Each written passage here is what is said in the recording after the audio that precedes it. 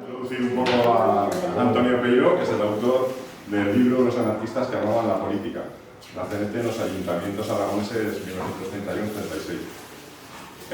No sé, ya los conocemos otras veces, que han venido otros años y bueno, nos van a presentar Juan a Antonio. Muchas gracias. Buenas tardes. Muchas gracias por recibirnos y permitirnos estar un rato con vosotros y presentando el libro de Antonio. Bueno, mi nombre es Juan Soro y bueno, hemos hecho muchas cosas seguramente como la mayor parte de vosotros. En la vida, en la última fase de la actividad, pues empezamos a hacer libros para Comuniter, que es una editorial muy peculiar, en la cual unos cuantos trabajamos para asegurar que las buenas historias no se pierdan. Entre esta actividad me encuentro pues, en 2013, me parece que me encontré con Antonio, no era el primer libro que hacía para Comuniter, pero sí era el primero que hacíamos juntos, que era Eva Quatteruel, un estudio magnífico sobre la política de la República acerca de la población civil de Teruel y cómo se le insta a evacuar la ciudad, que estaba en guerra y que podía ser recuperada, y se la distribuye por el conjunto del Levante y otros lugares. Bueno, de ese libro que fue trabajosísimo por causas ajenas a nuestra voluntad. Pues Antonio ha seguido, bueno, Comuniter en la parte de historia que me toca, nos ha seguido haciendo libros, y Antonio ha seguido haciendo libros investigando de unas maneras tremendas, porque es una máquina, me llama y me dice, oye, que tengo un original, mira a ver si nos puede interesar. Pues naturalmente que nos interesa. Todos los originales de Antonio nos interesan. Con nosotros ha hecho, con otras editoriales ha hecho más, con nosotros ha hecho, después de esa primera hizo Labradores en Armas, sobre los labradores que se levantaron en los sitios de Zaragoza contra el ejército francés. Otra de las especialidades es el 19 de Antonio. Y el penúltimo de los libros, antes que este, era Eva en los infiernos, una relación de mujeres asesinadas por unos dos cuantos durante la guerra civil y la posguerra.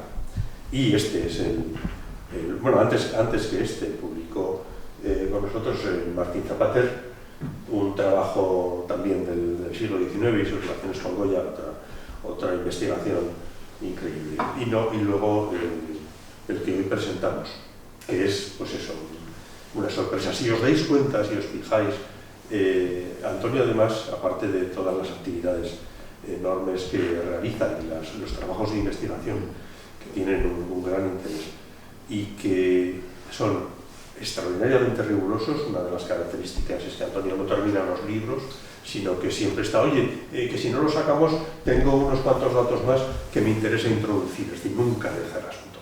Y si veis los libros de Antonio, comprobaréis el extraordinario rigor de sus referencias, la precisión de la bibliografía, donde no hay nada que sobre, francamente es un ejemplo de forma de hacer historia. En relación con este libro, lo que quería decir, Antonio es además de los autores que han trabajado con Comuniter, es el que mejor hace los títulos. Para que un libro se llame la atención, tiene que tener pues, una buena edición, tiene que ser un buen libro, lógicamente, pero además tiene que tener un buen título.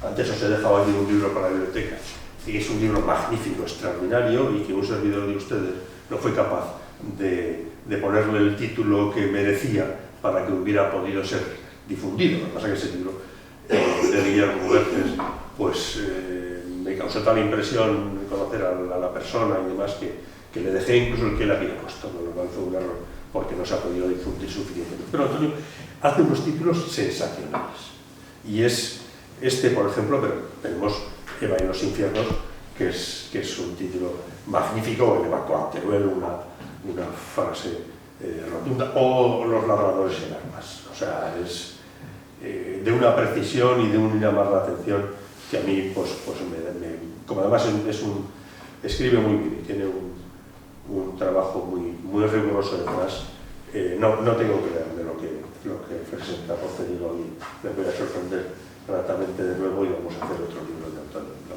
posible. En este, pues hay una cosa, yo recuerdo cuando era adolescente y empezamos a leer cosas de la guerra civil, que no eran las que preparaba Fraga y Barne y demás, pues creo que era uno de las cifras que daba Ouzon, algunas de las cifras que daba y que me alucinaban entonces, que era pues 1.100.000 afiliados la CNT, 800, 900.000 afiliados la OGT. Bueno, eso es un ejército, 2 ejércitos completos de la clase obrera en este país, ¿no? Lo que pasa que luego ya, bueno, pues te vas dando cuenta, ¿no? La experiencia de esas cosas es que la afiliación pues no era la totalidad, no era un ejército, no era la totalidad, había afiliados pues porque facilitaba el trabajo, la supervivencia y demás, ¿no? Y aquí, como vemos,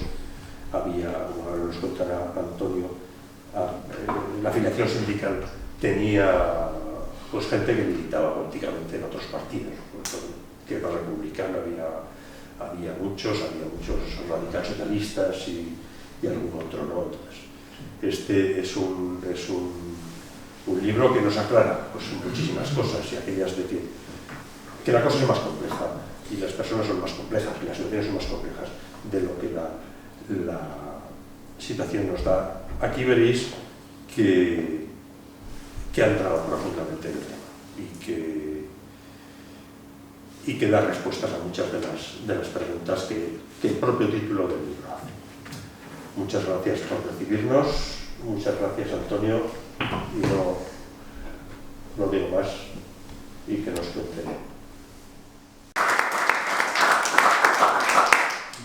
Pues gracias a ti, no le he pagado nada, eso que quede por descontado, y muchas gracias. ¿A que no me has pagado? Hay que ponerse. Muchas gracias a vosotros por la invitación. Como decía Juan, el libro tiene un título que quiere ser provocador. Desde luego, no parece que los anarquistas aman la política, pero cuando profundizas un poquito más, te encuentras con que la situación efectivamente es más compleja de lo que parece. Cualquier persona que conozca un poco lo que ocurría en España el primer tercio del siglo XX, hasta la guerra civil, sabe que había 2 grandes sindicatos, que eran por una parte UGT, que estaba ligada al Partido Socialista, que era un sindicato más moderado, y por otra parte la CNT, que era un sindicato de carácter anarquista, o mejor definido anarcosindicalista, y que los anarquistas estaban en contra de cualquier participación en gobiernos, en parlamentos, en diputaciones o en ayuntamientos, y propugnaban únicamente la acción directa de los trabajadores. Esto es conocido de forma general, solo que es mentira.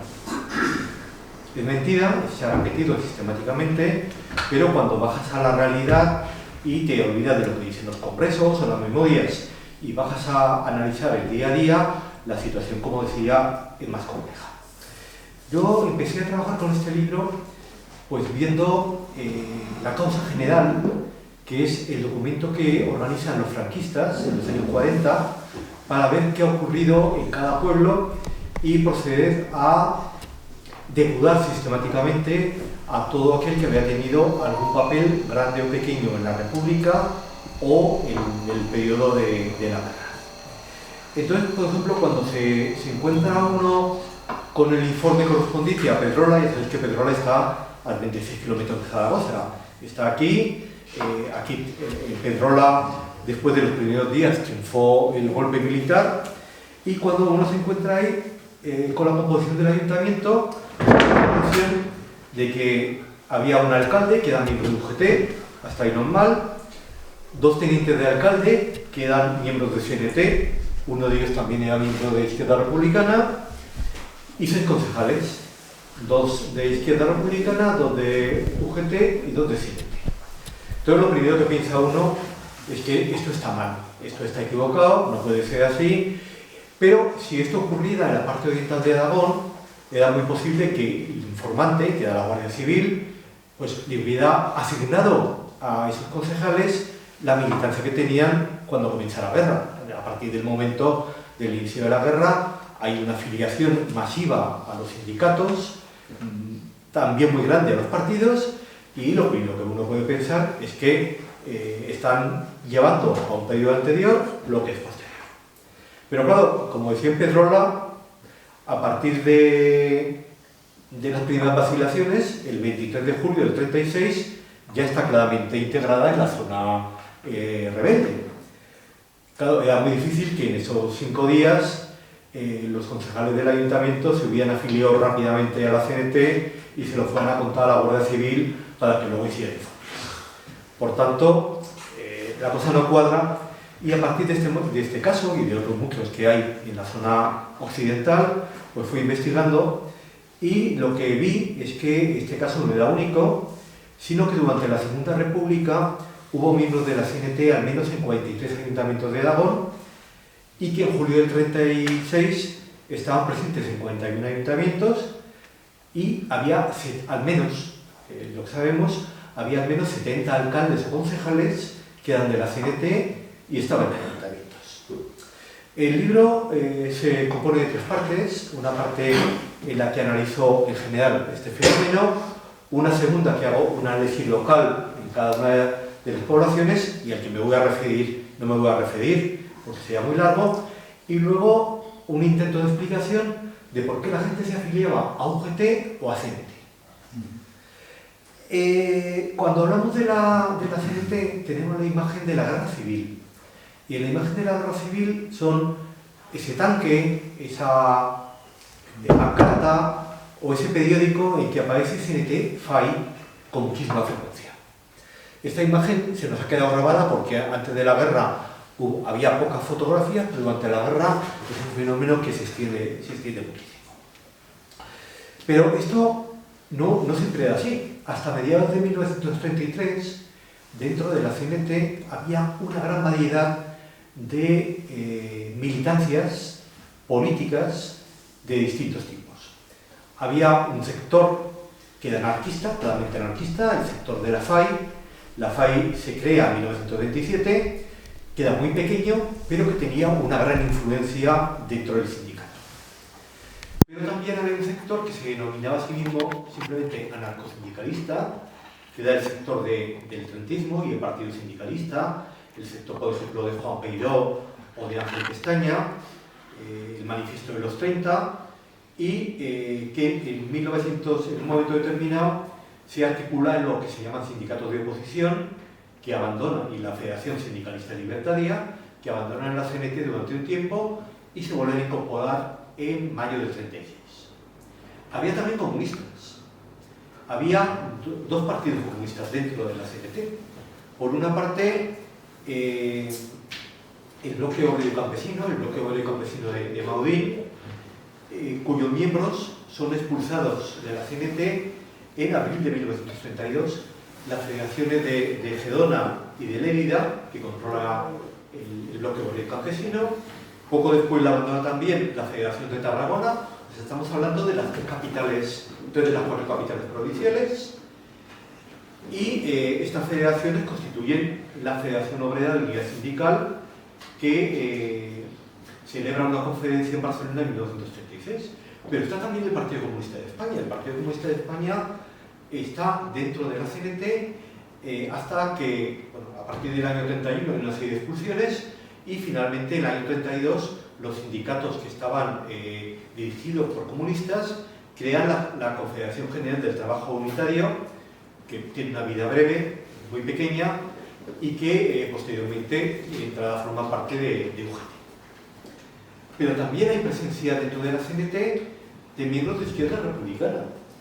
Aunque la información es incompleta y es difícil de encontrar, yo lo que he visto es que al principio de la guerra al menos en 33 municipios aragoneses y en un barrio de Zaragoza había miembros de Izquierda Republicana en CNT, e incluso en algún sitio como Palatodao compartían el mismo edificio, compartían sede, y por tanto hay que entender que había una relación bastante cercana.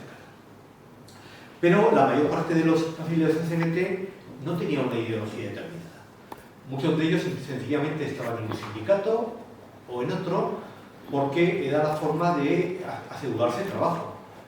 Los sindicatos imponían que nadie que no estuviera afiliado, que no estuviera en la bolsa de trabajo de uno o de otro sindicato, pudiera trabajar, y por tanto mucha gente que no tenía una conciencia muy definida, lo que hacía sencillamente es afiliarse, como ha ocurrido también en otros momentos y en otras épocas.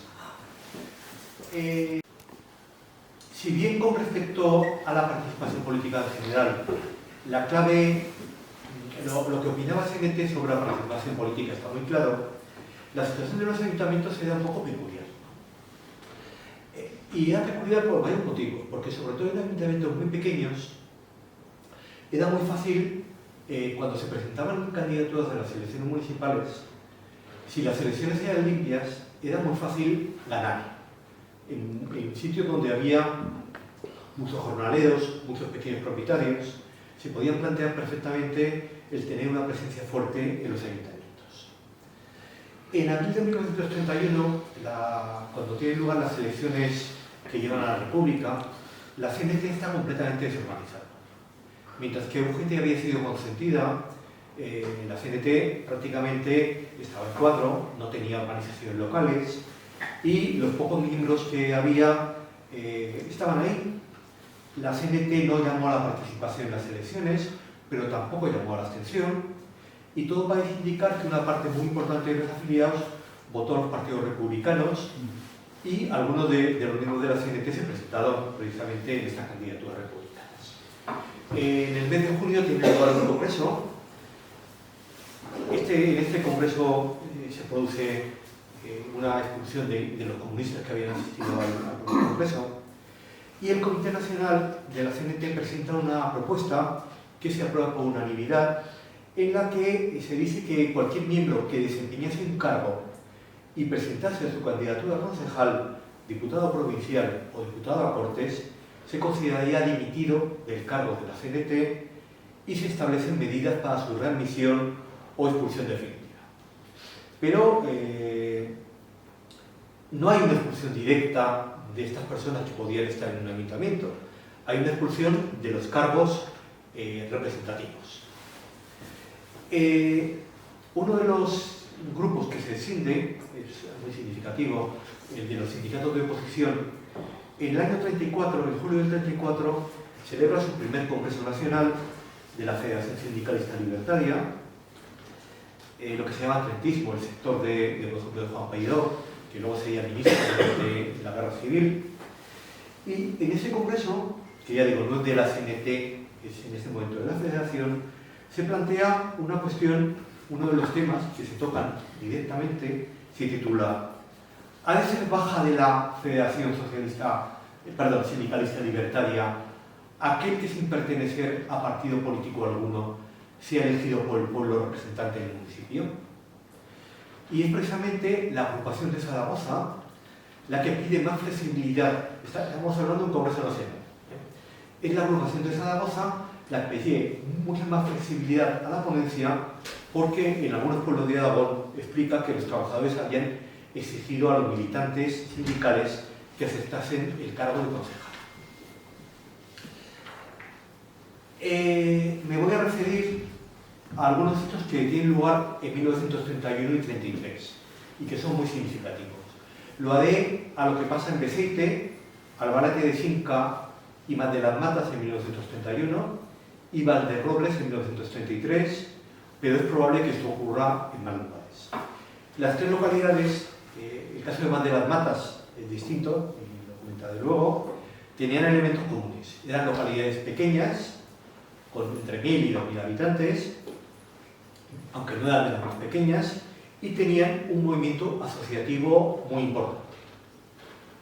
En Beceite, en las elecciones, municipales de abril de 1931, el Centro Obrero decidió controlar el ayuntamiento consiguiendo todos los puestos. Aunque muchos de los miembros del centro simpatizaban con la CNT, ni el centro formaba parte de esta, ni las medidas que adoptó el ayuntamiento eran especialmente medidas anarquistas, sino que eran medidas para repartir, por ejemplo, la contribución de una forma más justa. A principios de mayo de 1931, el Comité Nacional de CNT recibe una petición para que todos sus miembros visitasen la comarca. Van a ser Juan López y Jesús Rodríguez, y ahí se les añade un tercer miembro, anarquista aragonés, Martínez Domínguez. Celebran mítines en Valderrobles y en Beceite, desde el balcón de los ayuntamientos, ante un enorme gentío, prácticamente todo el pueblo, reunido en las plazas. López, que es uno de los soldadores que vienen de Barcelona, lo cuenta así. En todos estos ayuntamientos hay una mayoría de elementos que pertenecen a los nuestros, pues han querido tener en sus manos la administración local antes que dejarla en manos de caciques. Y actúan no a capricho, sino de acuerdo con el pueblo. En Valderrobles, por ejemplo, los concejales proponen, pero antes de tomar acuerdos en firme, se sale al balcón y se pide la conformidad al pueblo. Si este la da, el acuerdo es firme. Si la niega, es desechado. En Torre del Conde presidió el mitin el alcalde, el cual leyó unas cuartillas en las que se hacía afirmaciones de comunismo libertario. Y en el mitin de Beceite, desde el balcón del ayuntamiento, se dio un «Viva la anarquía» que será histórico. Y el compañero que presidía, como para sellar un pacto sagrado entre los trabajadores de la tierra y los de la CNT, abrazó entusiasmado a nuestro compañero Rodríguez, que era el otro soldador, en tanto la multitud en la plaza aplaudía acaloradamente. Este grito de «Viva la anarquía» desde el ayuntamiento no fue mucho olvidado. A fines de mayo, el senetista José Preval pronunció el Centro Obrero una conferencia sobre la organización obrera de Beceite y el movimiento actual. Sobre estas mismas fechas, el alcalde prohibió una procesión que se celebraba tradicionalmente en Beceite sin consultar al gobernador civil, lo que provocó la propuesta de algunos vecinos del pueblo. El gobernador dejó que pasaran las elecciones constituyentes, las elecciones del 28 de junio, y en julio dirigió un telegrama al ministro de la Gobernación en que decía: con motivo de celebración mitin organizado CNT en el local Casas Consistoriales de Beceite, con presencia y aprobación al alcalde y por haberse procedido públicamente por un propio concejal, grito de «Viva la anarquía» ante el pueblo reunido, creando con ello en dicho pueblo situación insostenible, insubordinación y falta de respeto, he ordenado con esta fecha destitución referido al alcalde y concejal y concentrar fuerzas citado pueblo, que era lo habitual. Cuando se preveía cualquier cosa, mandaba a la Guardia Civil, reservándose derechos para proceder vía tribunales contra elementos perturbadores. Al final, el alcalde es destituido al cabo de unos días, lo que demuestra que había una clara connivencia entre el sector obrero, muy cercano, o ligado claramente a la gente. Albarrate de Cinca. En Albarrate de Cinca, en agosto de 1931, tiene lugar otro hecho poco habitual. El alcalde dirigió la palabra desde un balcón del centro único al pueblo, excitando al vecindario a que no pagasen los arriendos de las tierras y atacando duramente al clero y a la burguesía. En consecuencia, el cabo del puesto de la Guardia Civil le preguntó al gobernador si estimaba procedente la destitución de dicho alcalde o, en otro caso, el correctivo que debe imponerse a tal desaprensiva autoridad. En este caso, el alcalde, que se llamaba Casas del Rector, no fue destituido, seguía en el cargo en septiembre de 1933 y al padecer en diciembre de ese año, cuando participó en la sublevación anarquista. En Valderrobles, durante los sucesos de esta sublevación, en diciembre del 33, se produjo un hecho muy significativo. El alcalde, Joaquín Selma Puig, apodado Chapí, se sumó al movimiento revolucionario, por lo que en la causa que se llevó a cabo por estos sucesos fue condenado a 24 años y un día de prisión, más otros 6 meses por otra causa. La causa se falló el 22 de abril del año 34, pero quedó en libertad a los pocos días por el decreto de amnistía aprobado unos días después que fue un decreto que aprobó el gobierno de la Seda con objeto de poner en libertad pues, a los que habían sido conspiradores con Sanjurjo en el año 32. Claro, como no podían amnistiar a unos y no a otros, salió a la gente, a la calle mucha gente que eran pues, anarquistas o personas de izquierda. Tuvo también una causa militar, quedando en libertad provisional por dicha amnistía y finalmente siendo absuelto en Consejo de Guerra en diciembre del 34, precisamente por la amnistía. En Mat de las Matas, el 1 de mayo de 1931, tuvo lugar un pequeño motín porque el recién elegido ayuntamiento puso en la ventana de este la bandera monárquica. Esa misma noche se celebró en el pueblo una asamblea y el día siguiente una comisión marchó a Teruel a pedir al gobernador que nombrase otro ayuntamiento, que destituyese el que estaba y nombrase otro. De esta comisión formaba parte Macario Rollo, que fue miembro del Comité Nacional Revolucionario de 1933, que es conocido, entre otras cosas, por un librito, Cómo implantamos el comunismo libertario en Mat de las Matas, también recientemente reeditado por Comuniter. Y cuando estaba reunida la comisión con el gobernador civil, llegó un telegrama del alcalde presentando la dimisión del alcalde monárquico. Al gobernador esta comisión le dio una lista de 6 personas para constituir lo que sería el nuevo ayuntamiento, que convocase elecciones, pero la lista se perdió y le enviaron otra en la que este Macario Rollo fue incluido sin que lo hubieran consultado. Por tanto, nos encontramos que en varios lugares donde había o iba a haber en los momentos siguientes una presencia anarquista importante, había también personas en los ayuntamientos en el año 31. Entro ahora en materia y yo me hacía 2 preguntas importantes. ¿Por qué había miembros de la CNT en algunos ayuntamientos aragoneses? Y esta pregunta hay que dividirla en dos. ¿De la CNT en ayuntamientos aragoneses y no en otras zonas de España? ¿Y por qué había miembros de la CNT en algunos municipios de Aragón y no? Si separamos las 2 cuestiones, la cosa tiene un poquito más de sentido. Desde 1933, tanto el Comité Nacional de la CNT como el Comité Peninsular de la FAI tenían residencia en Zaragoza, por lo que la presencia en los ayuntamientos tenía que ser conocida por ambos.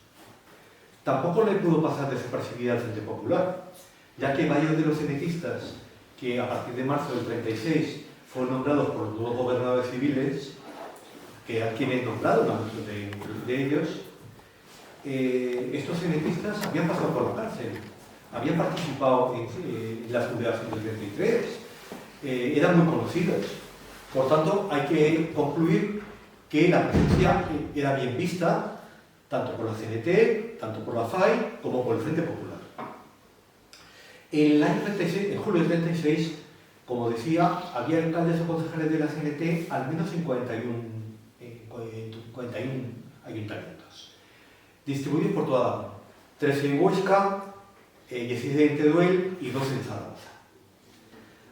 Había también otras 2 poblaciones donde había habido anteriormente concejales. Estaban distribuidas en todo Aragón, en 21 de las 33 comarcas actuales. Y durante la guerra, 29 de estas localidades tuvieron la zona que permaneció fiel a la República y 14 en la que triunfaron los sublevados. Es decir, había una distribución completamente general, no había nada. En municipios muy pequeños. Almohaja tenía 200 habitantes y también había municipios más grandes. Los más grandes eran Alcañiz, que estaba en casi los 9.000, Barbastro con más de 100.000 y Épila con 6.000. No había presencia en ningún municipio de más de 9.000 habitantes, pero como ya os digo, Alcañiz y Barbastro eran unas capitales comarcales en sentido amplio, articulaban una amplia zona y eran ayuntamientos muy importantes. De los 70 miembros, 14 eran alcaldes, 6 tenientes de alcalde y el resto eran concejales. Sería muy interesante saber quiénes fueron nombrados por el Frente Popular y quiénes lo eran ya con anterioridad. Es muy difícil saberlo, al menos a la quinta parte, porque la documentación es muy difícil de conseguir. una cosa que estudié también era cómo se había incrementado el voto en las elecciones con respecto a las anteriores. En el conjunto de estos ayuntamientos, la participación aumentó un 15% por encima de la que aumentó en el conjunto de Aragón. Y esto se debe posiblemente a que muchos miembros de la CNT en la comarca pasaron de la abstención a votar. Eran hombres jóvenes. En noviembre del 35, la edad media era de 35 años. Al principio de la guerra era un poquito más, serían 36 o algo así. Las edades oscilaban entre 23 y 53 años. No había ninguna mujer. Cuando estalla la guerra no hay ninguna mujer en ningún ayuntamiento de Aragón. 34 estaban casados, 9 solteros, 2 viudos. De los 48 que tengo información, 3 no sabían leer y escribir. Las 2/3 partes trabajaban en la agricultura, esto era una proporción semejante a la que había en las juntas directivas. Eran o bien jornaleros o pequeños propietarios, y el resto se repartía entre varias actividades, comerciantes o otro tipo de actividad, pues carpinteros, herreros, actividades artesanales, y había un maestro. De estos, 16 al menos estaban afiliados a la izquierda republicana de los 70. Uno posiblemente a Unión Republicana y otros 2 al Frente Popular, sin distinguir ahí, posiblemente eran independientes, no tenían partido. Es muy difícil saber si alguno de ellos sea también miembro de la FAI. En el caso de Julio Ayoda, al que me referiré a continuación, de Montoro de Mesquita, no parece haber duda de que era miembro de la FAI al menos desde el año 31.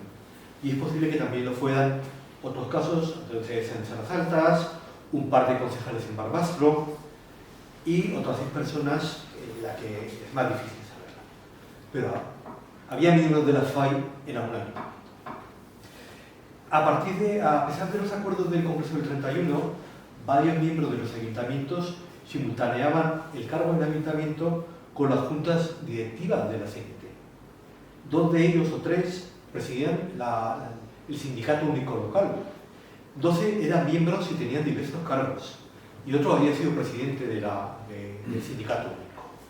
Por tanto, lo que se decidía en los congresos no se cumplía, y esa imagen de apoliticismo hay que moderarla muchísimo. Me voy a referir, hay una parte del libro muy amplia que cuenta cada caso y hace biografías de quiénes sean los concejales o los alcaldes. Solo me voy a referir a 2 casos que me parecen especialmente significativos. Uno de ellos es el de Martín Avenosa, o Dan, que según la causa general estaba afiliado a la CNT, era apodado del Maño. En febrero de 1933 vivía en Barcelona. El año anterior trabajaba en la fábrica española de Azul Ultramar, cuyo dueño no quería que sus fábricas lo hiciese ninguna figura de la CNT. De hecho, a comienzos del año 32 había cerrado una fábrica del barrio de San Martín Provenzal porque todos sus trabajadores se habían afiliado a CNT. Prefirió cerrar la fábrica a tener que lidiar con los sindicalistas. Ese mismo año, en 32, hubo problemas en otra fábrica por el pago de jornales, y la empresa despidió a varios trabajadores, de los que 15 no fueron readmitidos. Entre ellos estaba Martín Avenosa. El grupo de despedidos se siguió reuniendo y hubo amenazas al dueño y a los encargados de la fábrica. A finales de diciembre de ese año, o comienzos del 33, explotó una bomba en la fábrica, causó grandes daños, y el 22 de febrero, al salir de la fábrica por la noche, 6 personas se acercaron al encargado de la fábrica y al chofer, a quienes dispararon y golpearon. Uno de ellos murió en el acto y el otro quedó gravemente herido. En los días siguientes hubo 12 detenciones. Aunque no se puede atribuir claramente el atentado a la CNT, entre los detenidos había varias personas que estaban claramente relacionadas con ella, y posiblemente los demás simpatizaban claramente. Uno de los que no pudieron ser detenidos fue Martín Avenosa, de que la policía sospechó desde el primer momento. El juzgado dictó contra él un acto de procesamiento y prisión sin fianza como uno de los autores del asesinato, pero al no poder detenerle fue declarado en rebeldía. No sabemos la fecha exacta en que fue nombrado concejal. si antes o después de regularizar su situación. Hay que tener en cuenta que una de las primeras actuaciones que hizo el Frente Popular fue la aprobación de un decreto ley el 21 de febrero del 36 que concedía amnistía a los condenados y encausados por delitos políticos y sociales.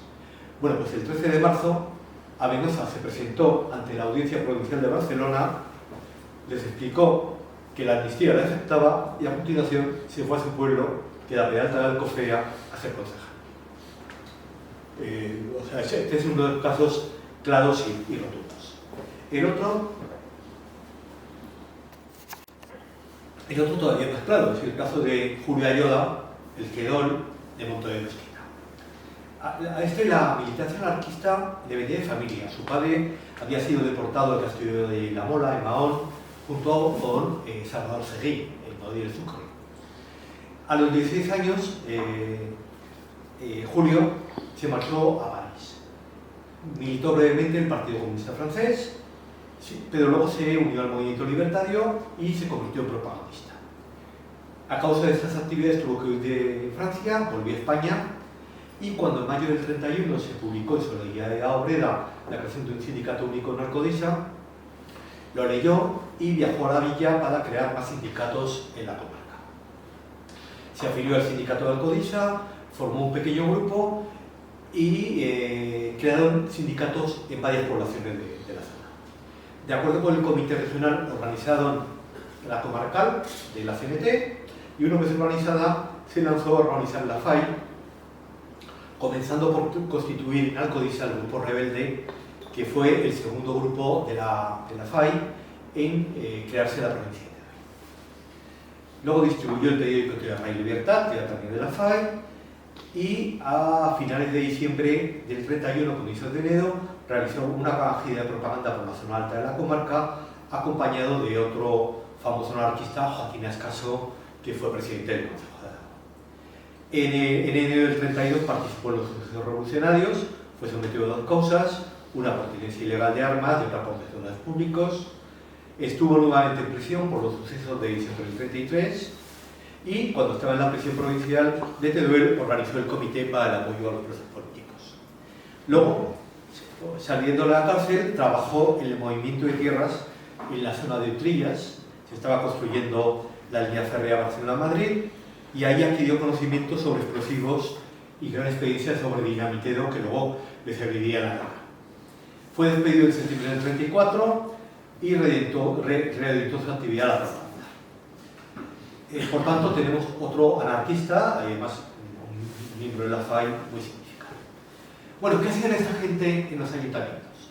Pues lo que hacían en los ayuntamientos en el poco tiempo que estuvieron, los que entraron en marzo del 36, no se diferenciaba mucho de lo que hacían los concejales del Frente Popular. Había tres líneas fundamentales de actuación. La lucha contra el paro, pequeñas obras que podían ser la construcción de una carretera o la adecuación de tierras o algún pequeño edificio, porque los ayuntamientos no tenían una gran capacidad económica para llevarlo a cabo y buscaban actividades de este tipo que eran intensivas de trabajo, que no requerían una cualificación y que permitían dar trabajo a una parte de la población.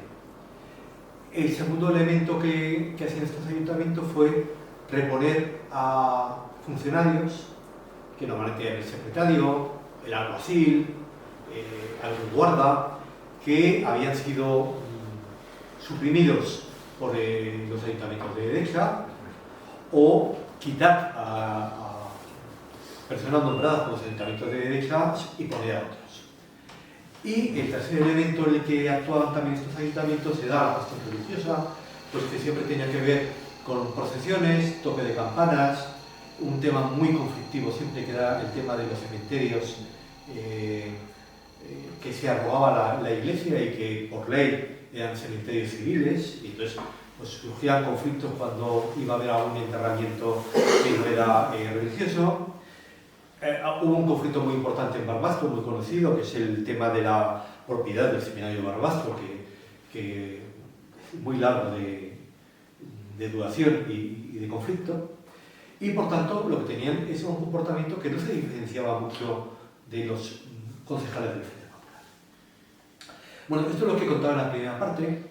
Y luego hay un momento en que yo me planteo una pregunta que parece a veces banal, la respuesta es banal, pero que es muy importante. ¿Por qué uno se afiliaba a la UGT o a la CNT? La respuesta banal es porque estaban más cerca de los planteamientos. Pero claro, eso no responde nada. ¿Por qué estaban más cerca de los planteamientos? Hay que tener en cuenta que las diferencias entre ambos sindicatos antes de la República habían sido muy, muy importantes. Durante la República pasaron muchas cosas.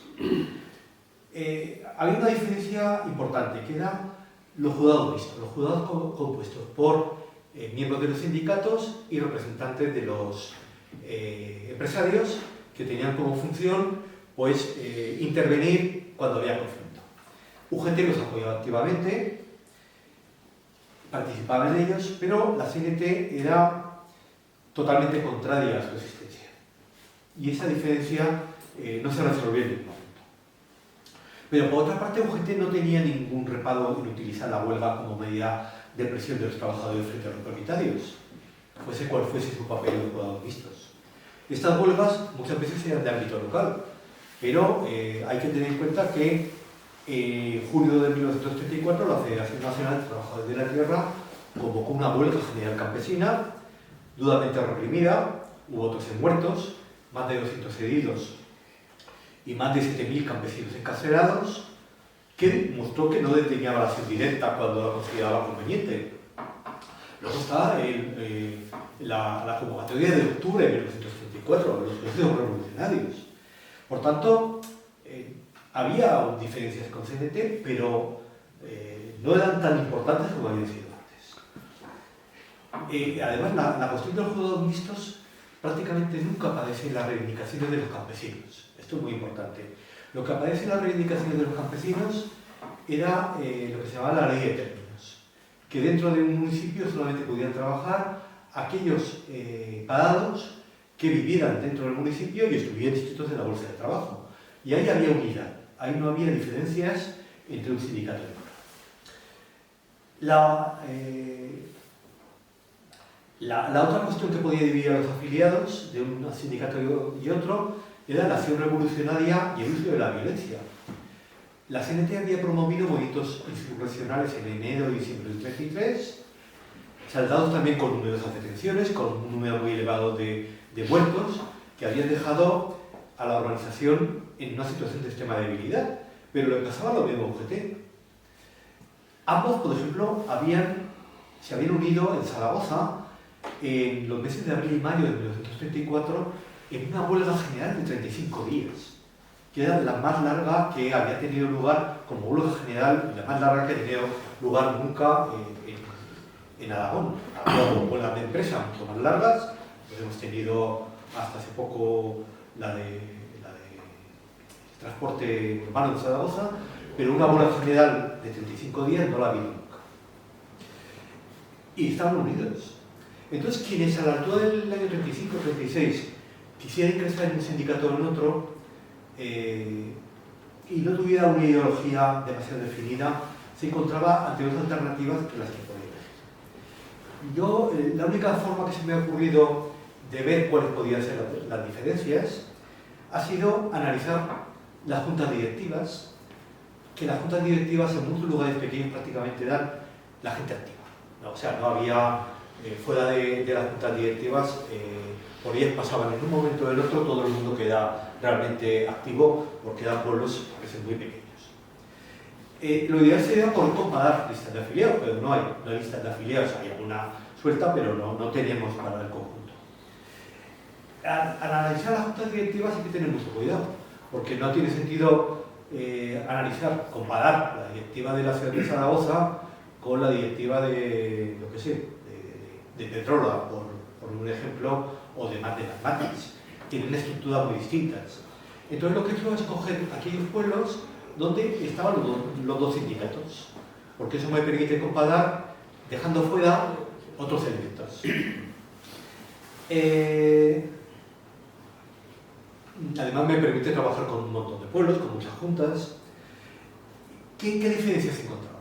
Bueno, la primera diferencia es que los miembros de la CNT eran más jóvenes, en término medio. Tenían un promedio de 5,1 años menos que los miembros de UGT.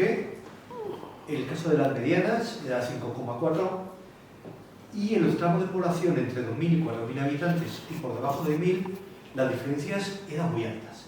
Por ejemplo, en los pueblos de menos de 1.000 habitantes había una diferencia de 12 años y medio, nada menos, una barbaridad.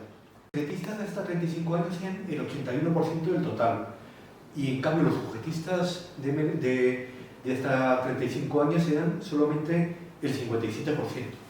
Y cuanto menor era la edad, mayor era la diferencia. Esta composición más joven nos podría llevar a pensar en una mayor actividad de sus miembros y también en una menor experiencia, esto es importante. Mientras que los de mayor edad optaban por UGT, los jóvenes lo hacían por CNT, y esta diferencia podía haber jugado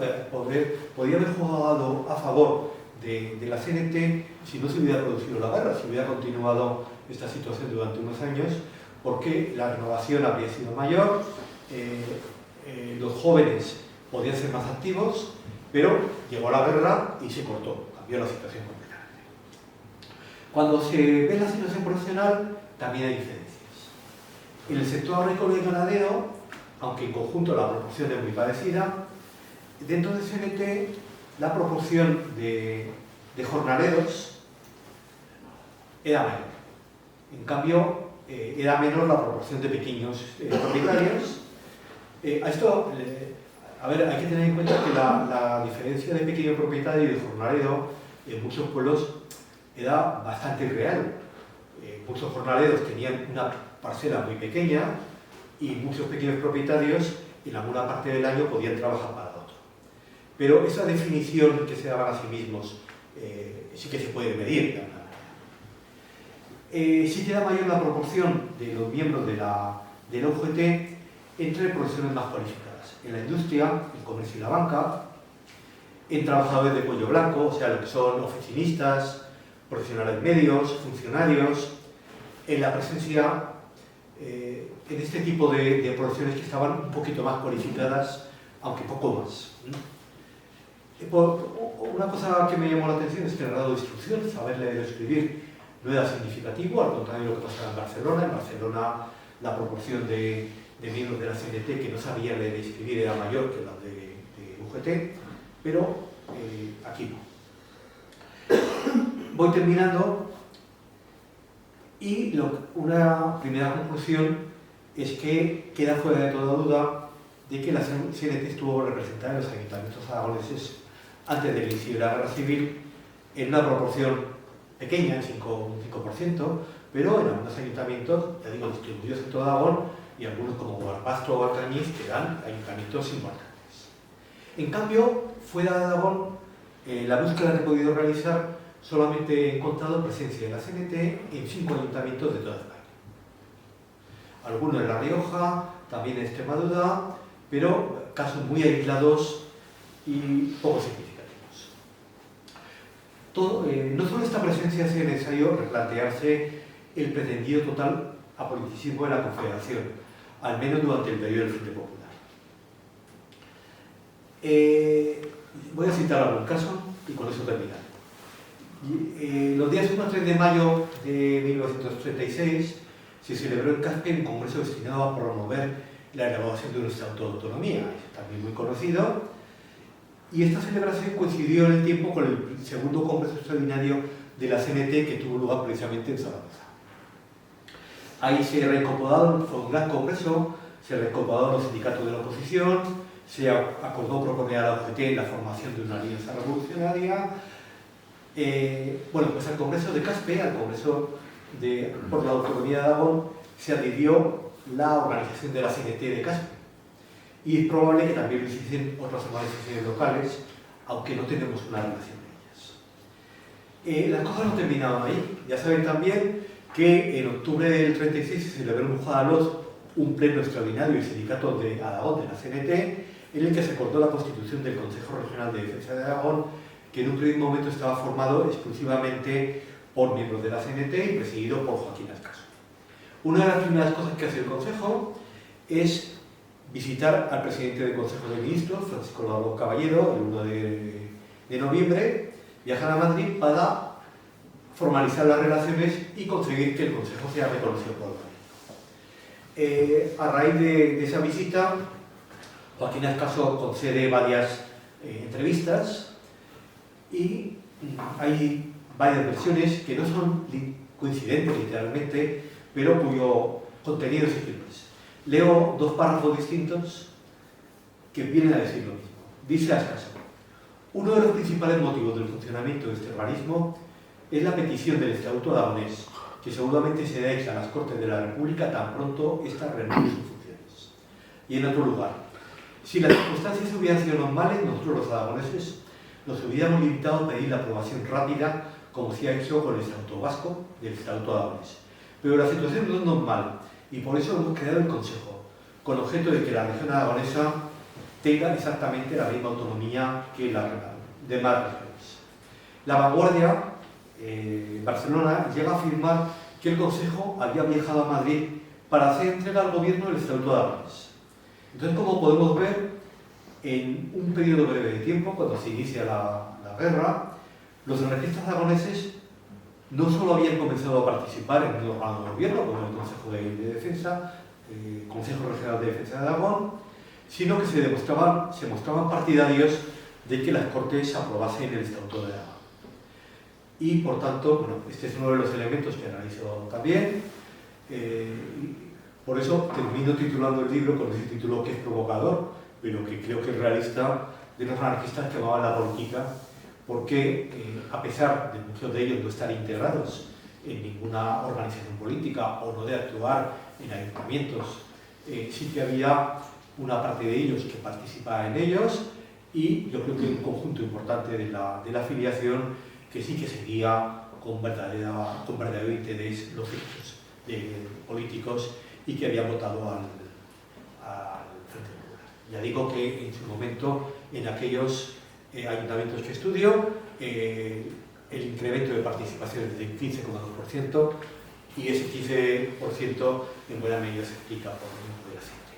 Y eso es lo que les puedo contar. Si quieren hacer una pregunta de intervención, hacen su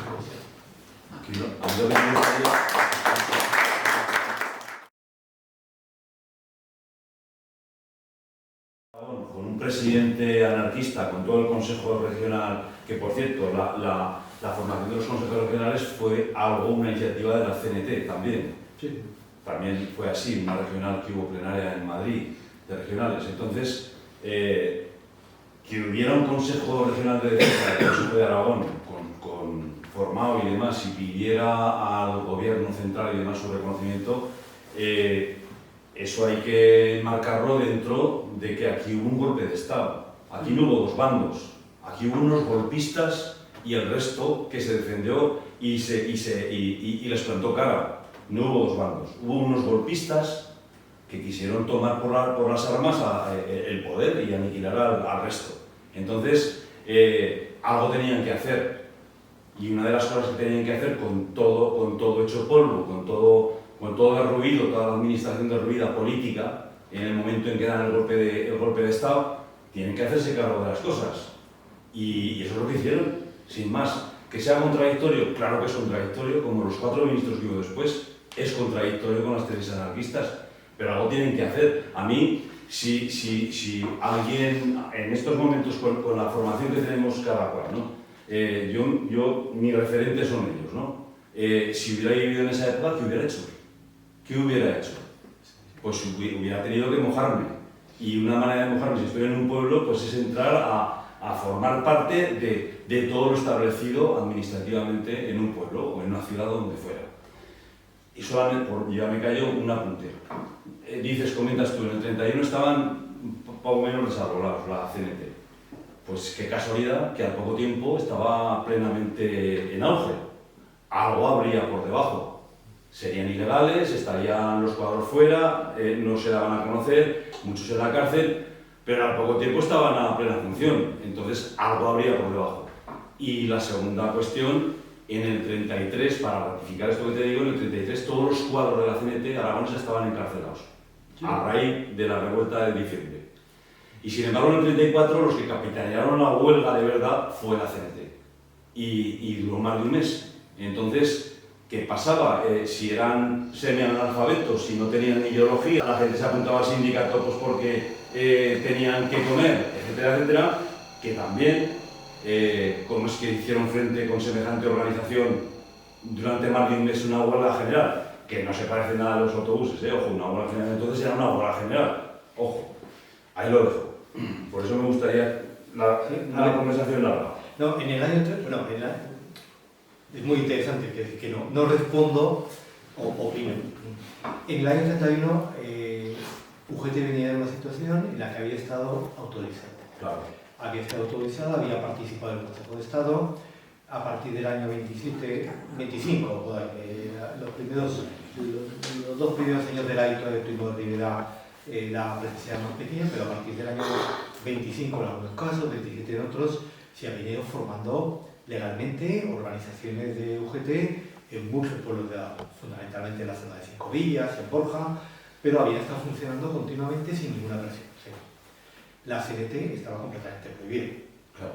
Entonces, eso lo que generaba era esa situación de desarticulación que cuando fue posible ponerla en marcha se activó rápidamente, pero la situación en la que la CNT vivía el 12 de abril del año 31 era completamente distinta.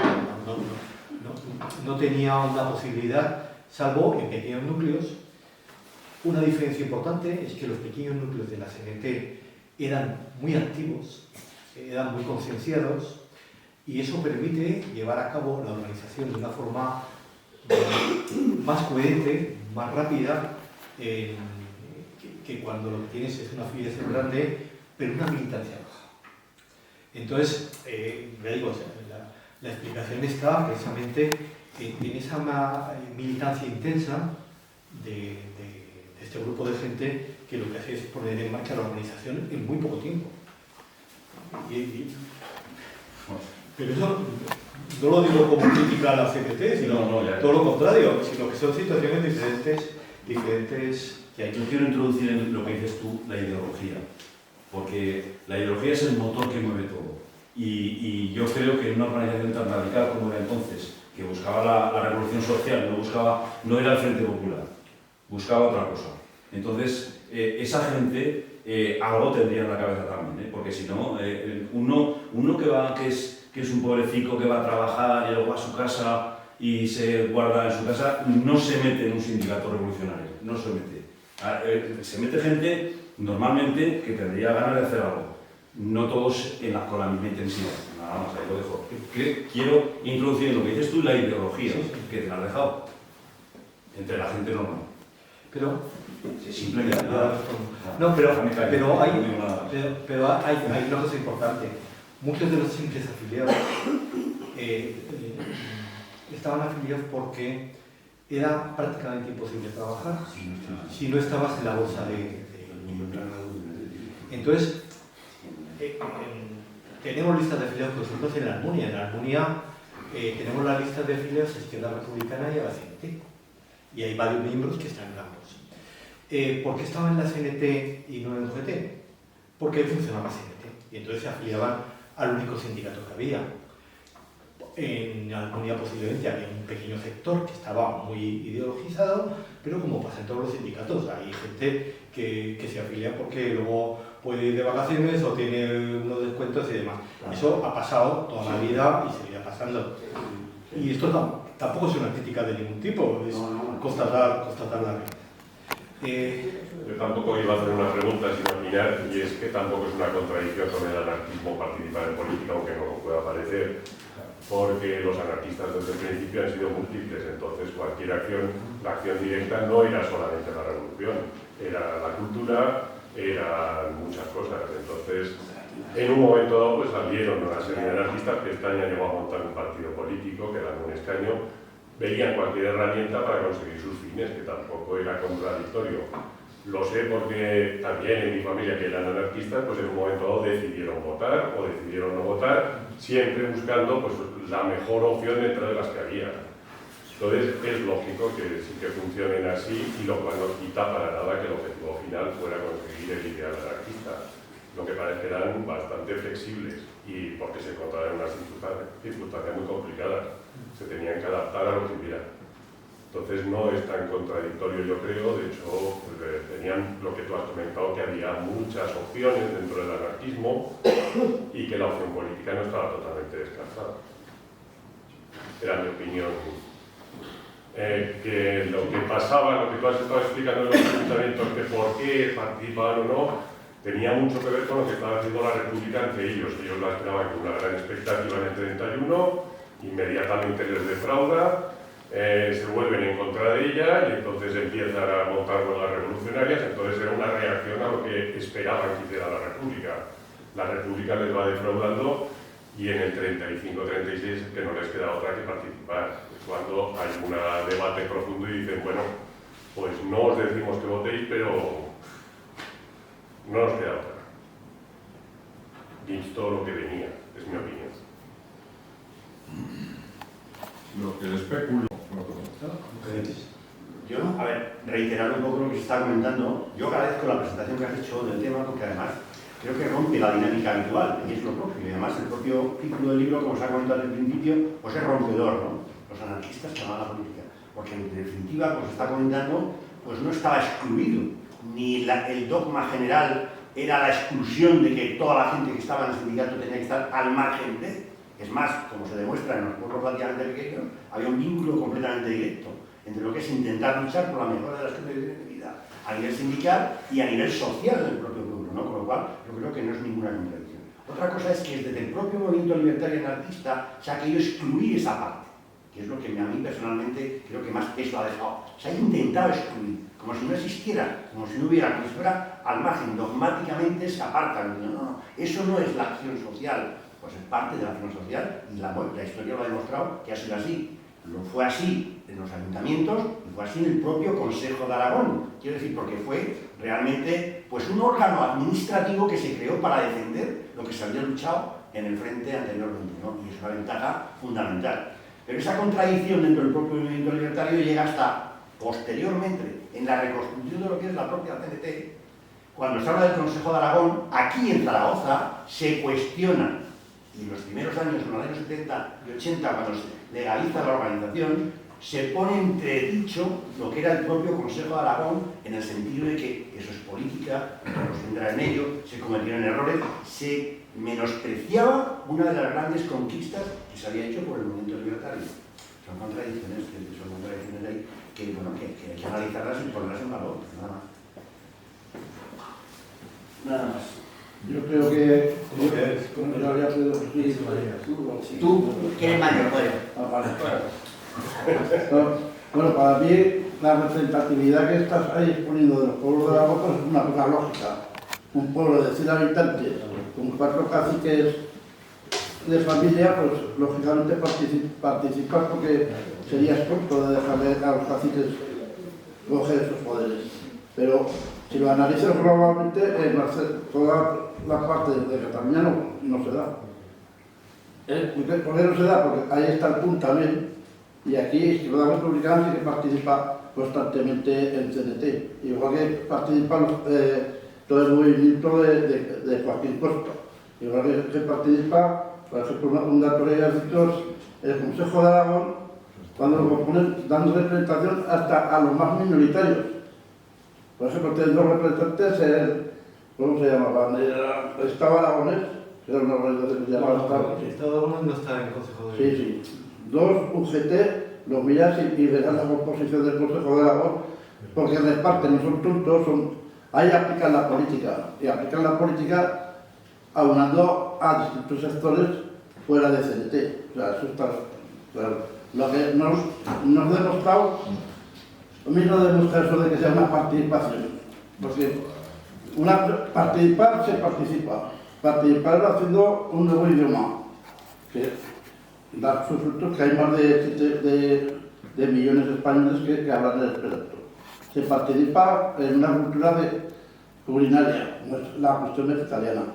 O sea, te quiero decir que está, aparte de estar dando clases para quitar el analfabetismo, por otra parte se está participando. O sea, la escuela libre es nace de CNT, no nace del obispo. Entonces, lógicamente, se participa en todo aquello que es lo que ha condicionado a un ser humano. Y en un pueblo, eso es una cosa. Otra cuestión es la valoración, que sería distinto en participaron Federica Montseny y los ministros y el poder totalmente a las milicias, haciéndoles entrar en el ejército. Ahí sería otro debate. Otro debate que eso no es política, eso es traición al movimiento libertario, así de claro. La peculiaridad de que no se dé en otras partes de España y en Aragón esta participación de los ayuntamientos y tal, eso es... ¿Cómo se puede explicar? Lo significativo, es que no lo significativo. Pues no lo sé, es que esa pregunta es difícil de responder porque, claro, yo en el caso de Aragones trabajo con muchísima documentación. Muchísima documentación que incluye pues, los consejos de guerra, los expedientes de responsabilidad política, la Cosa General, mucha información que aparece en prensa, tanto libertaria como general. Trabajo con muchísima documentación. En el caso del resto de España, lo único que he podido es trabajar con trabajos ya publicados. Y en esos trabajos ya publicados, que en algún caso son trabajos más largos, pero en otros son meras referencias de 2 líneas, solamente he encontrado 5 cosas. Me ha llamado muchísimo la atención, porque posiblemente lo lógico es que, aunque no hubiera encontrado todo, hubiera encontrado un número de referencias muy superior a las que hay. No lo sé, no lo sé. Yo al principio pensaba que eso podía estar relacionado con que al tratarse de ayuntamientos pequeños, los partidos republicanos y el Partido Socialista tenían una implantación pequeña. Entonces, en un municipio de 200 habitantes, pues lo que hay es una masa social de derechas y una masa social de izquierdas, pero muchas veces no hay partido. Pero claro, en el caso de Aragonés, eso no pasa solamente ahí. Barbastro es una ciudad importante. Alcañiz es una ciudad importante. Y en ambos tienes varios concejales de la CNT participando a lo largo del tiempo. En Caspe, que es otra ciudad importante, no hay CNT prácticamente. Ahí tiene una organización muy pequeña, hay una participación en el ayuntamiento y son las 3 grandes capitales de la parte oriental de Aragón. Pero me encontró también, bueno, muchas localidades. En Daroca también había una estructura política importante y había concejales de CNT. Entonces, el pensar que en Aragón, al ser pueblos pequeños, es más fácil que haya concejales, bueno, hasta cierto punto. No es. Lo que llama la atención, y ahí sí que tiene una explicación, es que en Cataluña, donde la presencia de CNT era abrumadoramente mayoritaria, en ningún momento hay concejales de CNT. Estoy hablando de antes de la guerra. Ya sabéis que después de la guerra se forman, en algunos lugares se forman comités locales revolucionarios, pero a partir de febrero del 37 se empieza a estructurar, en el caso de Aragonés, los consejos municipales. Los consejos municipales se tienen que componer con una composición parecida a la composición que hay en el pueblo y además por personas que hayan militado en las organizaciones antes del comienzo de la guerra. Y por tanto, en ese momento hay multitud de consejos municipales con presencia de CNT, como la hay en Cataluña y la hay en otros lugares. Pero antes, a mí lo que me llama la atención, por ejemplo, es que en Cataluña o en Valencia, el País Valenciano, que había una presencia muy fuerte de la CNT, nada, absolutamente nada. A eso no tengo respuesta.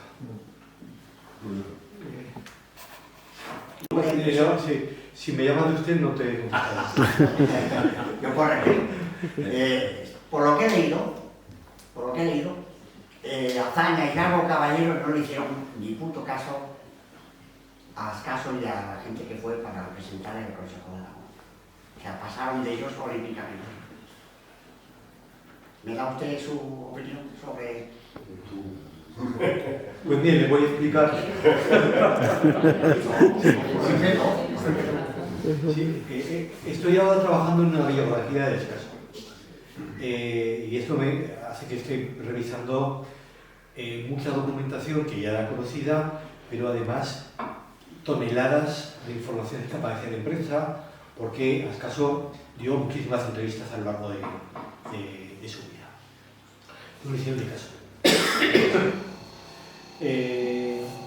La creación del Consejo de Aragón. El Consejo de Aragón se crea a la vez que otros dos consejos, el de Asturias y León, el de Santander, Burgos y Palencia, que tienen una vida muy pobre como tal.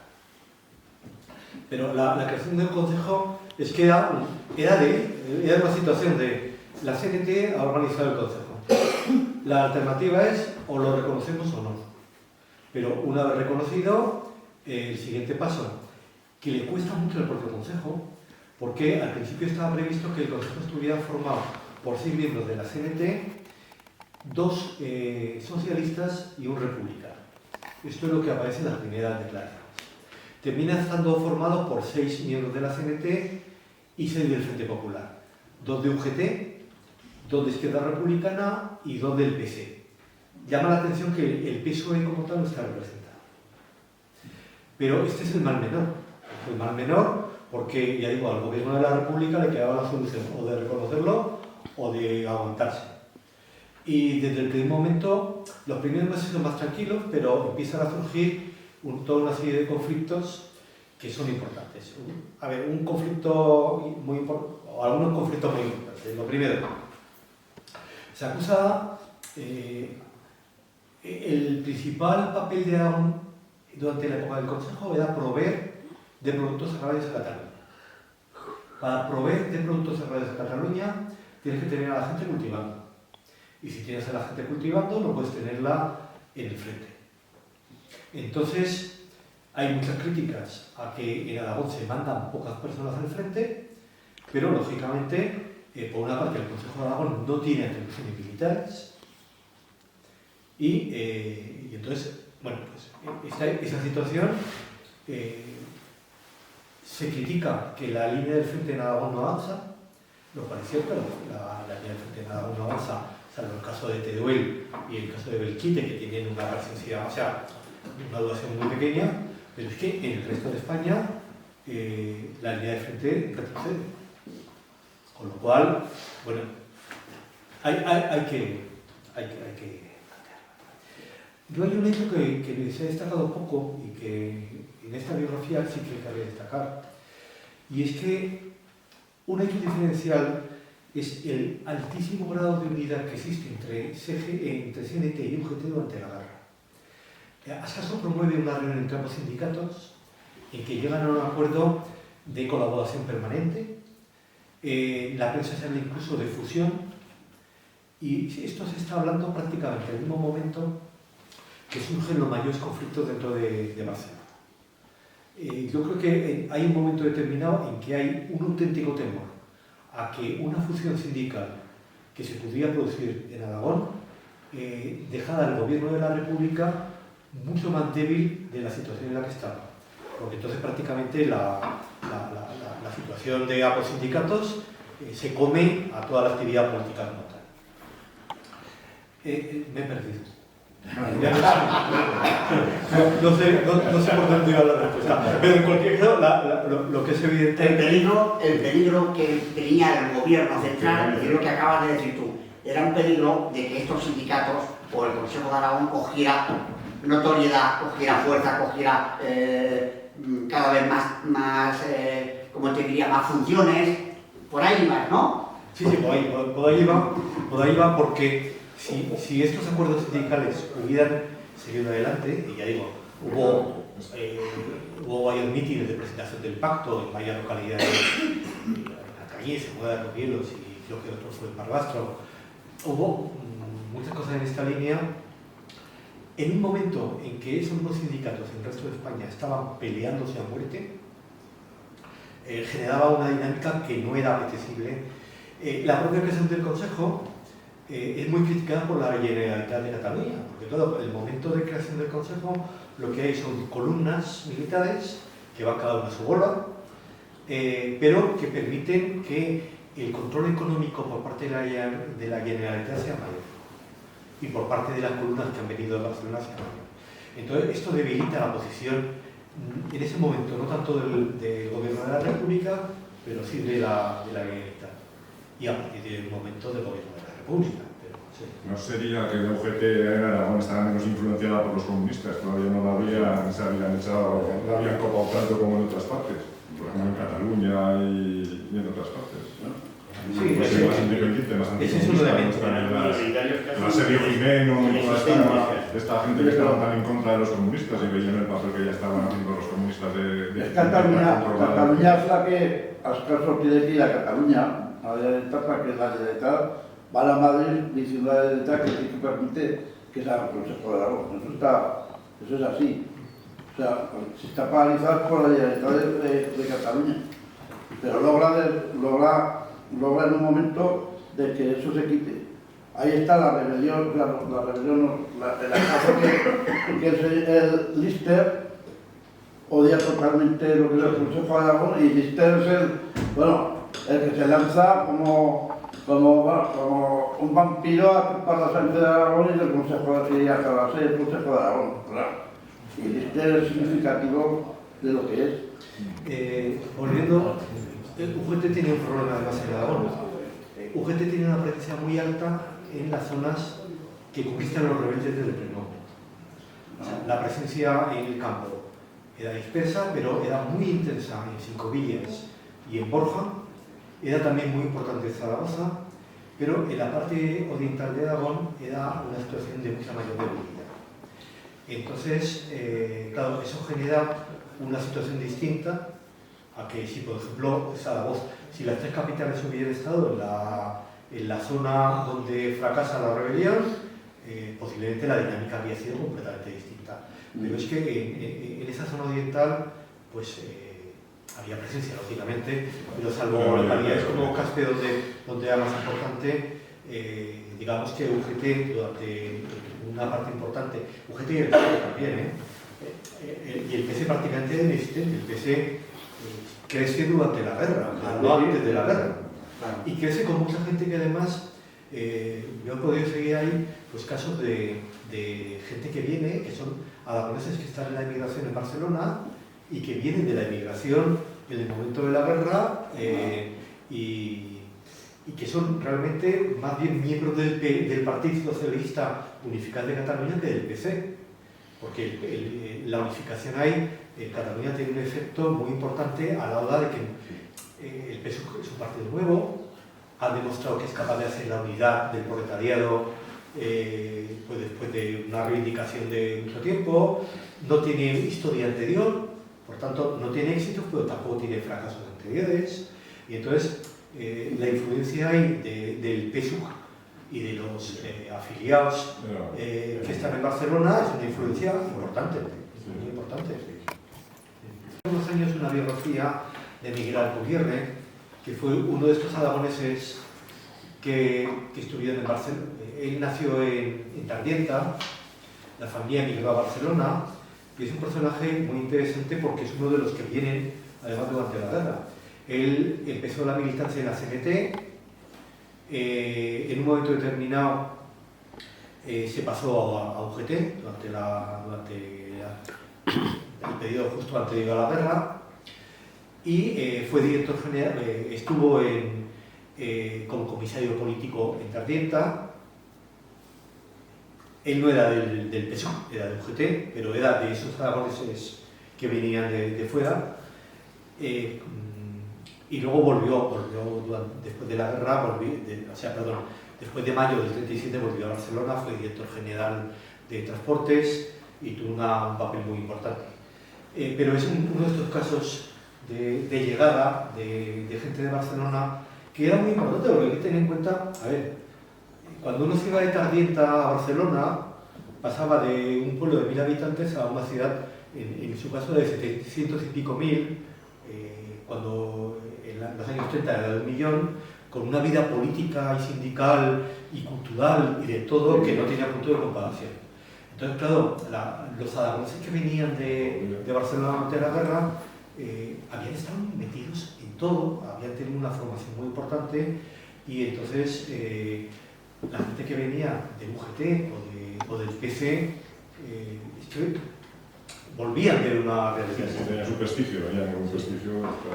No, no tanto prestigio, sino militancia, que no habían tenido posiblemente estando en Aragón. La organización del PC en Aragón en el año 36 tenía menos afiliados que la de Izquierda Republicana en Almunia. La Republicana tenía 300 y pico afiliados en Almunia y el PC en todo Aragón no tenía esa cifra. El POUN era prácticamente inexistente. Tenía afiliados en, no sé si eran donde encontraba, en Santa Isabel o en alguno de los barrios de la zona norte, debía tener, en Aragón tenía 15 afiliados. Entonces no había una presencia comunista hasta la guerra, ya muy pequeña. Me estoy yendo de... No, está muy bien. En los órganos de poder del Estado burgués. O sea, ni en los ayuntamientos, ni en los partidos políticos, ni en esas cosas del Estado burgués, ¿no? Hasta que viene la guerra y entonces estamos hablando ya de la formación de otro Estado. Con las armas en la mano, pues entonces es cuando la CNT forma un gobierno. La CNT no participaba, pero los afiliados de la CNT, Sí, que pero- tenían cargos de la CNT, sí. Eso es hacer política. En los pueblos, Eso en es los pueblos donde había la acción política, donde se dirimía pues, el paro, las tierras, ¿sabes? Lo que sea, las cosas tal, pero en las grandes ciudades y todo eso no se participaba, ¿no? Porque ahí participaban los partidos políticos, y por tanto la CNT no participaba. Yo en los pueblos pequeños quiero interpretar, es una cosa que me surge a mí, que lo primero que hay en un pueblo, igual que aquí es la Junta de Distrito en un barrio, lo primero que hay en un pueblo es el ayuntamiento. Entonces, la vida social y la vida cultural e incluso los avances que se puedan hacer en un pueblo, pues todo gira a través del ayuntamiento, ¿no? Entonces, quizás eso fuera la causa por la cual toda esta gente se metió. De hecho, cuando tuvieron la oportunidad de proclamar el comunismo libertario en determinadas zonas, lo hicieron, aun estando también en los ayuntamientos de algunos, ¿no? Sí, sí. Y lo hicieron. Yo creo que van por ahí los tiros, pero también estoy de acuerdo con él que no estaban por esa historia. Y lo que vino después, tanto del Consejo de Aragón como de los ministros y todo esto, fue cosas que eso viene derivado de la guerra, que tienen que tomar decisiones. Es que es así. Es que no se pueden estar quietos con lo que venía encima. No sé. Y lo de La Rioja, quizás tenga que ver, esa presencia en ayuntamientos, quizás tenga que ver porque Pero- La Rioja era Me parece que hay uno, ¿eh? Que parece que había uno. Bueno, bien, pero como lo has nombrado antes, te lo digo que yo no tengo ni idea, pero quizás podría tener el rollo de que era Aragón, Navarra y Rioja lo que era la región de la CNT, ¿no? Entonces, quizás por ahí vinieron los tíos también, no sé. Y luego, a lo mejor que no ha habido otro tío como tú que se ha puesto a investigar concienzudamente cómo estaba el tema de si los cenetistas en los pueblos hacían. No, y aquí los tenéis con nombres y apellidos. Sí, Claro, todos los... Bueno, en el caso de Alcañiz se da que cuando en Alcañiz hacen las viviendas sociales y hacen la charca. Los hoy en día la charca, el pantano no pertenece a la hidrográfica. Me hicieron el pueblo de Alcañiz y sigue siendo del pueblo de Alcañiz. Eso fue una alternativa de la CNT que partió esas charcas. Esas charcas se hizo por los trabajadores y vecinos de Alcañiz, no por nadie más. Sí, es que era la forma de tener trabajo. Es que durante la República hay un problema que existe en todo el mundo. Lo que pasa es que la crisis del 29, España llega tarde, llega prácticamente a finales del 30 o el 31 y se vive durante toda la República. Entonces, por ejemplo, en el propio Ayuntamiento de Zaragoza hay una presión sindical continua de que arreglen las calles, de que hagan casas baratas, que son actividades, porque en la construcción llega a haber un paro de 2/3 de la gente que trabaja o que estaba en ese entorno. Es una barbaridad. Entonces, claro, la única posibilidad es hacer obras muy intensivas en trabajo que requieran una cualificación pequeña, porque va a faltar una calle o aplanar una calle no es una obra complicada, pero los ayuntamientos son incapaces de tener fondos para poder hacerlo. Y hacen pequeñas cositas, pero... y esto lo ves, cuando ves la actividad de los ayuntamientos, ves que todos los ayuntamientos, aunque sean pequeños, intentan hacer algo. Arreglar un tramo de carretera, hacer una obra pequeña, pero intentar salir de esa situación. Los jornales. De parte. Es la central que hace la ciudad jardín, hace el prototipo de casa que hasta hace poco es la envidia. Todas las parcelas de la ciudad jardín, toda la ciudad jardín la hace el sindicato CNT, no lo hace el ayuntamiento de Zaragoza. Bueno, si no hay más cosas, oye.